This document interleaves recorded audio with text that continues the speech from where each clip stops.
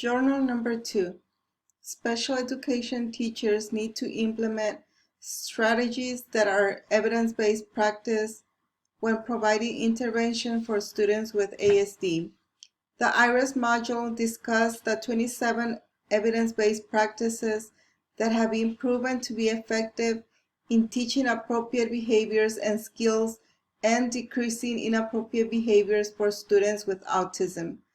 The evidence-based practices that I am familiar with are antecedent-based intervention, differential reinforcement of alternative, incompatible, or other behavior, discrete trial teaching, extinction, functional behavior assessment, modeling, peer-mediated instruction and intervention, picture exchange communication system, prompting, reinforcement, social narratives, and visual supports.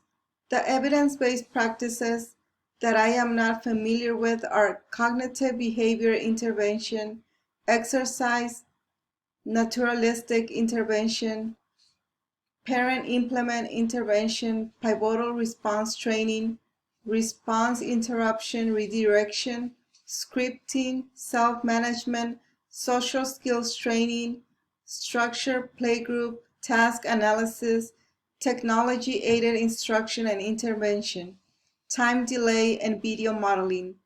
Some of the evidence-based practices that I would like to learn more about are cognitive behavior intervention, exercise, response interruption redirection, self-management, social skills training, and video modeling.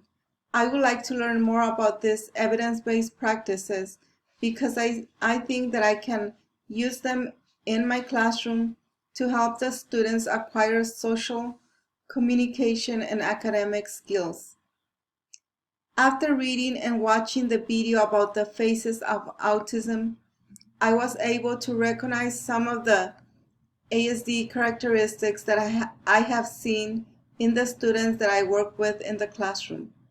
Some of the evidence-based practices that I am familiar with were used to provide treatment to these students with ASD. The module gave me an insight of how the students' life is at home and how the parents provide support to the students. I was also able to notice that parents know a lot about their student. So I think that parents are invaluable when deciding what evidence-based practice to use with a student, and they should be an important part of the team that provides support to the student.